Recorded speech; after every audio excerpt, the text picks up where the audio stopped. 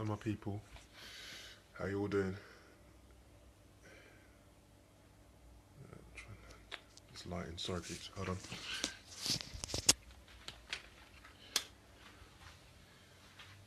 Here we go.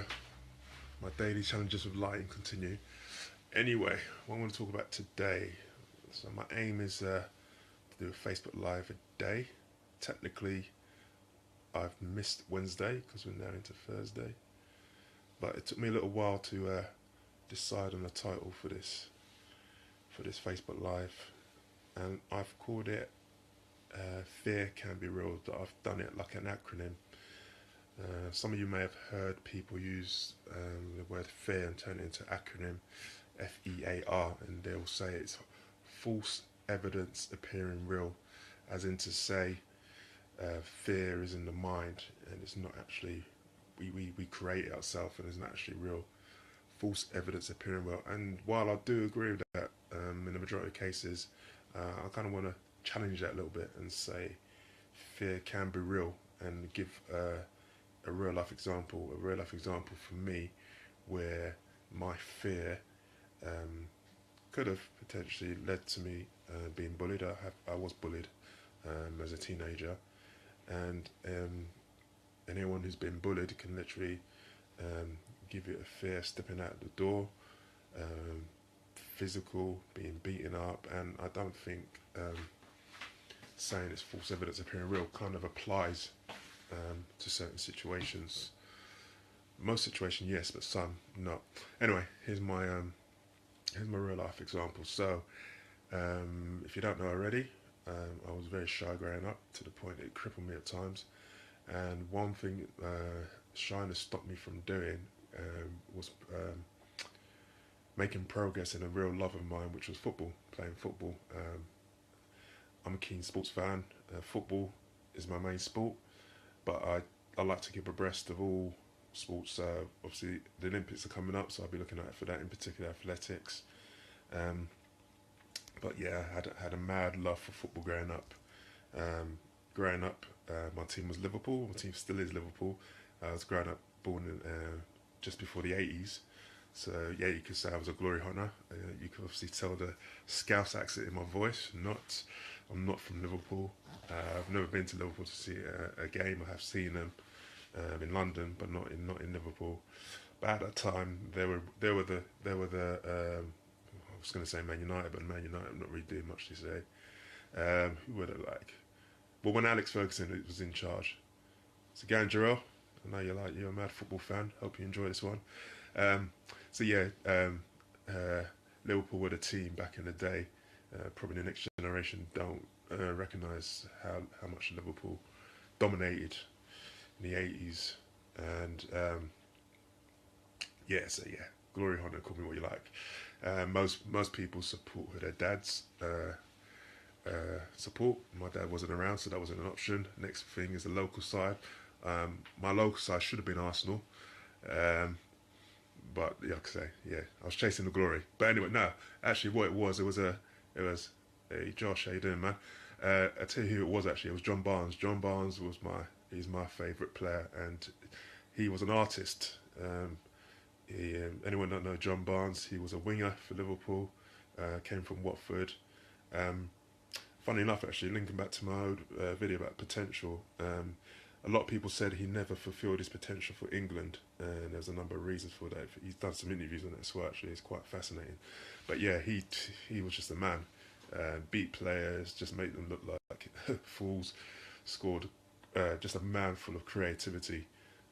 Great person. So yeah, I followed him as a child.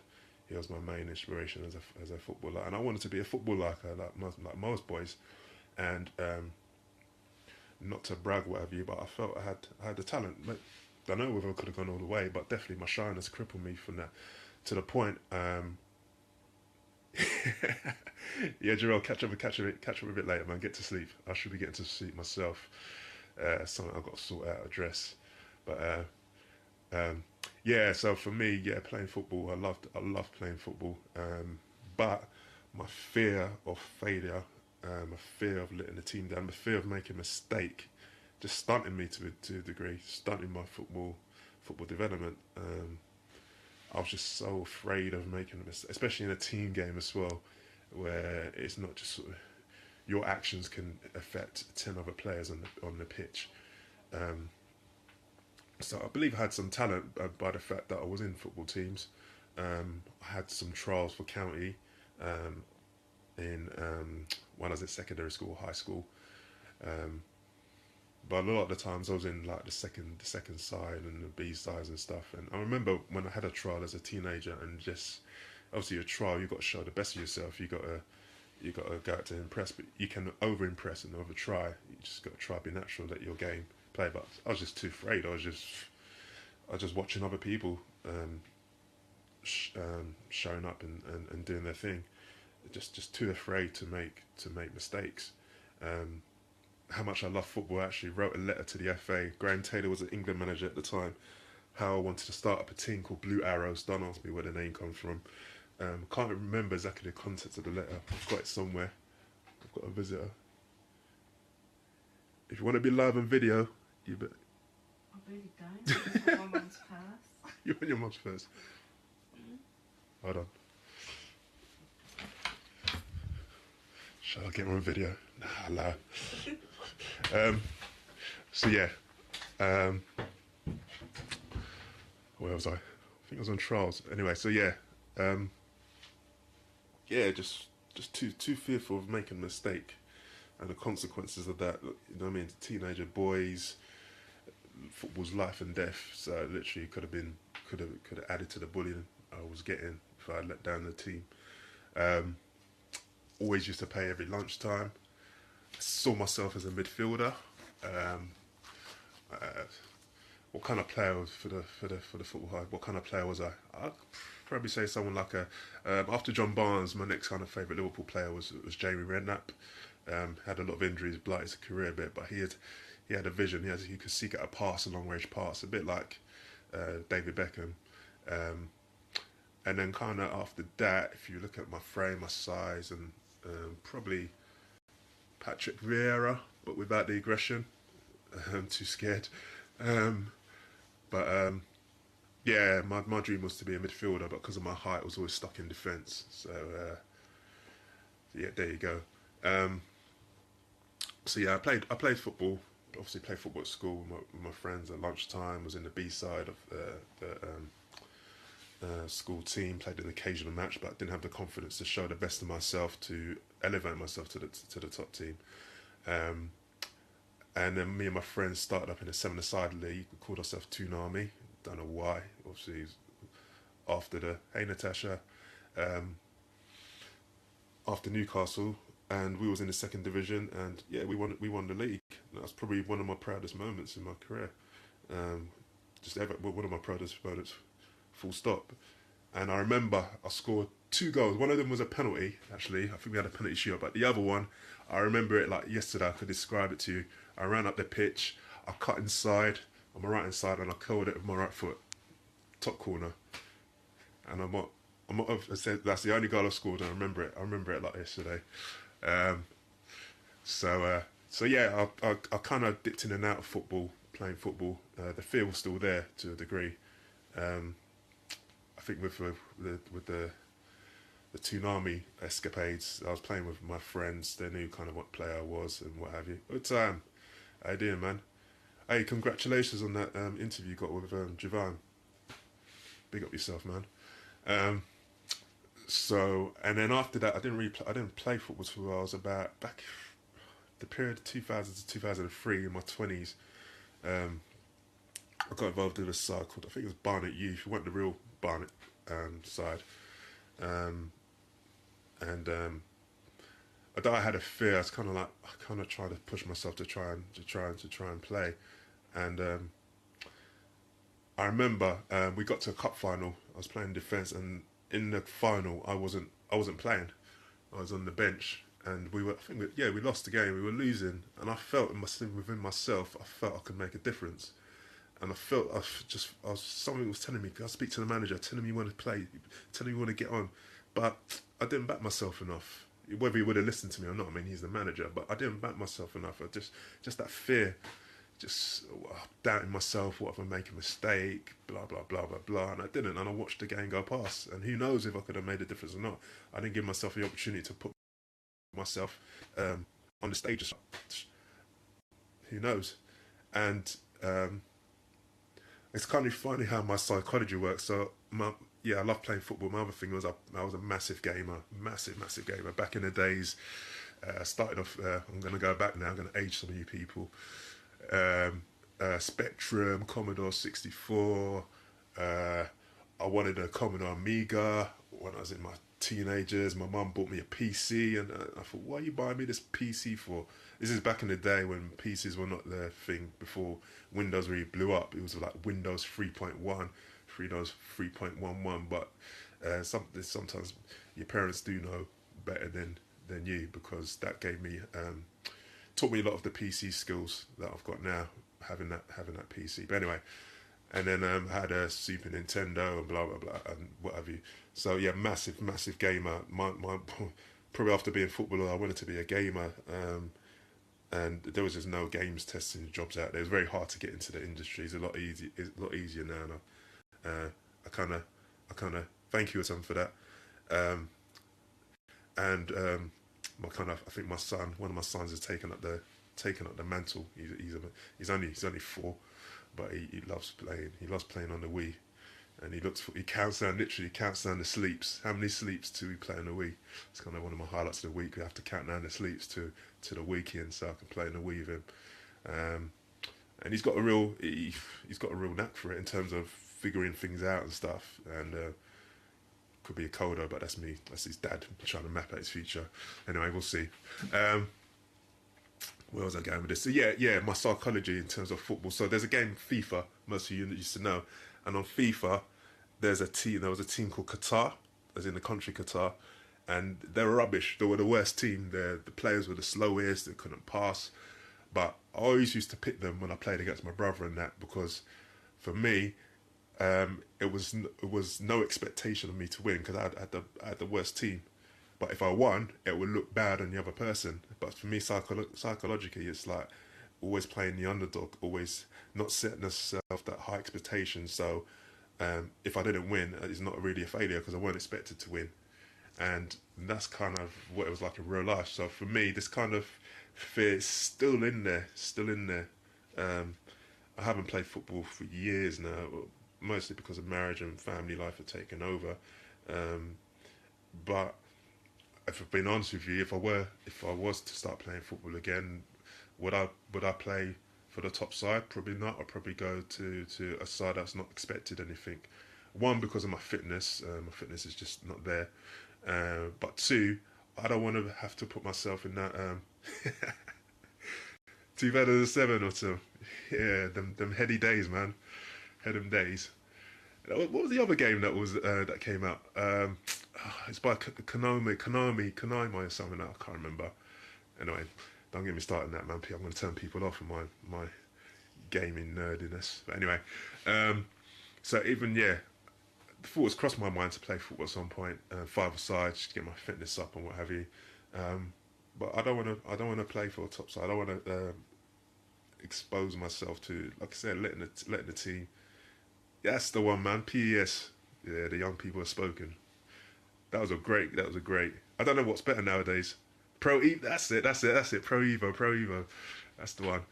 Sorry, I've got people telling me the games I'm talking about. Is that still better than FIFA? Josh. I don't know what they're up to now. These people, man, they're trying to get me on the gaming conversation. Maybe a different day. I'll do a bit of gaming history, Super Mario and all that. Anyway, so what was I saying? Yeah, for me, even playing football now, it's still something in me psychology says maybe no, maybe it's the fitness thing. But no, I know it does go. There's deep roots in there about the fear. I don't want to let the side down. Too fearful of making mistakes. I'd rather start at the bottom as such, and work my way out. But that's something I got to work on. But I just wanted to use a real life example about how fear can. It's not just a case of always being false of evidence appearing real. It can be something very real to people. Um, and yeah, the football one. Who knows how far I would have gone. Football's a very tough sport to get into. My cousin, one of my cousins was playing for Fulham, um, and yeah, very talented. But there's a lot more to it than just his talent. Um, and I think that's always a thing to say. Yeah, my uncle, big up Uncle Herbie, if you're around. He used to take me to football, and I actually played with a player. Most of you probably won't know him, but he did play professionally called Gifton Williams. He played for Watford and a few other sides around that Championship level, and I think he went abroad at one point. But I played with him for a while, and yeah, big on my uncle for taking me to those games. But again, I never showed what I could do. Too fearful. So for you people out there, what is holding you back fear wise? What is very very real to you? What is it a case of? If someone just says, "Oh, it's just false evidence appearing wrong," you're thinking, you're saying to yourself, "No, it's not. It's more to it than that." But more, but you stole my thunder. Utim's just said, "Face everything and run, or face everything and rise." And I was just going to go and say, what can you do to address that? So I'm thinking about it myself. Maybe back in the day, maybe I could have spoken to I don't know, a football coach or someone like that, and just vocalised um, why I why I froze on the football pitch and not show the best of myself. Um, and just yeah, I could have done some mindset work. I know even the top players nowadays use sports psychologists. They're very popular. It wasn't really the done thing back in the 80s of footballers, but obviously football's become a lot more professional and more money involved. So if even the top players are employed psychologists, then maybe I shouldn't beat myself so much about um, yeah, coaching brothers. My brother's on that actually. He's my brother's on that. But I've been at the game. I could be talking like a professional. I've been at the game for such a long time. I don't know whether that's something I'll do. Um, we'll see. We'll see. Um, maybe doing something on mindset actually with the public. Maybe going to speak to players and talking to them about overcoming fears and what have you, showing the best of yourself. Not being afraid to make mistakes. The thing is, if you see it on a football field and a televised game, people make mistakes. It's all on them. 25 cameras. Obviously, that wasn't the case with me. But even top you might hear this. People in high positions are saying fear, false evidence isn't appearing real. But even top people still have fears. Um, the game will always be in a football at the time. Yeah, I know about my knees, man. The knees are not what they used to be, man. But no, I will play. I'll definitely get on and play at some point. See what I'm made of. See if I still got it to a degree. Even top people, don't get twisted. People, even top people have fears and that, but they know how to feel the fear and do it anyway. That's a book. I can't remember the author, but it's not a case. You look at these people and think, oh, they don't fear things. They feel the fear, so the fear is there, but they do it anyway. Yeah.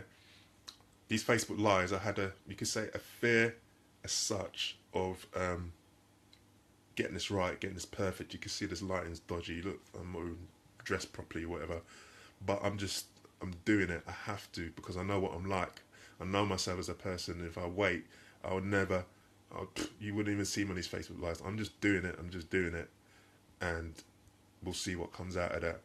So yeah, top professionals, top people you aspire to, they feel the fear and they just do it, and that fear's always there. They say sometimes, if entertainers, they always get nervous to the point of being physically sick. But if you're not feeling nervous, does that say you don't care about what you're doing? Are you on autopilot? Um, we need nerves. We need adrenaline. I'm not an expert on this. It's something I'm still learning about. But the human mind and the human body was designed. That emotion was designed for a reason. So So yeah, there you go. That's it. That's me. David Daniels. What number would I have worn if I was a footballer? Ooh, I don't know. I think John Miles is a number 10. Yeah, it would have been a number 10, I reckon. But anyway, we'll see. We'll see. So for me and my son, I did take him to some football classes. I'm very not.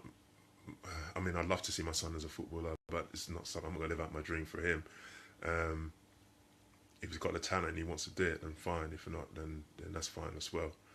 But the most important for him is just if I do any of my, I've got two sons, want to play football, is just be fearless, and I will try, because you can get emotional football if they make a mistake, not to go on at them, just to do it, and that's what you can take into life. He was a number 7. Oh, who was a number 7? Beckham, Keegan, Dalglish. See, I'm showing my age now, man. So yeah, that's kind of fear. What does it mean to you? What can you do to get past it? The most important thing I would say, just recognise fear can always be there. It's not about removing it. It's about navigating your way, maybe around it, or just smash through it. I look like John Barnes. Don't tell me I look like John Barnes now. Tell me you've seen him recently. So yeah, maybe I could be a John Barnes impersonator. Maybe I can get paid or something. I'm not actually playing the game, but yes, we can't be too relaxed. I used to have to use the worst nerves.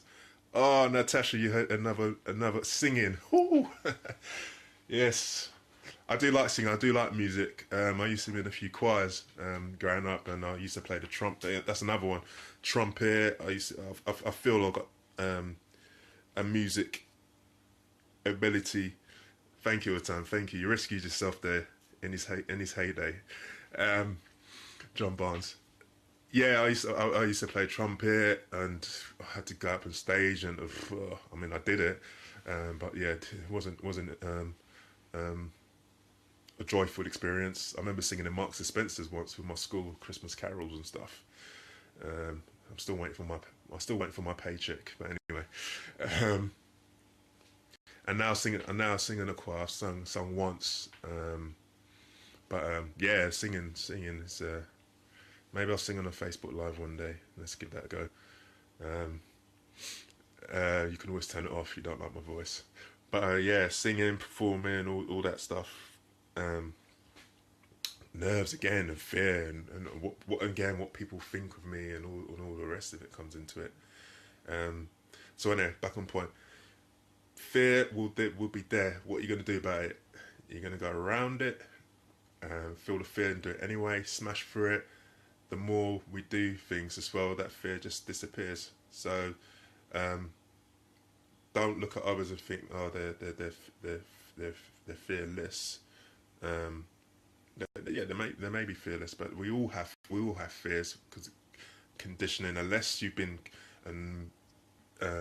educated from day one, don't fear anything. Do you know what I mean? It will be there, but what are you going to do to get? What are you going to do? Don't let it cripple you. And take my example and see what you can learn from it. But thank you all so much for the interaction. It's been good. Oh, got one down there.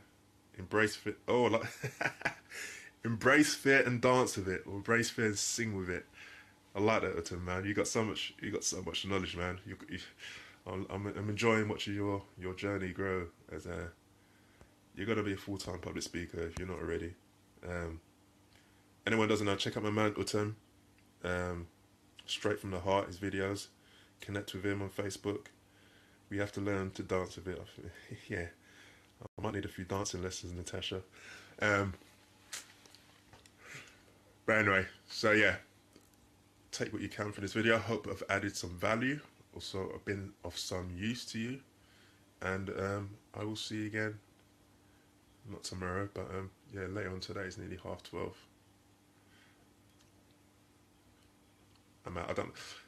I don't know why I start smiling at the end of videos. I mean, once a day. Look.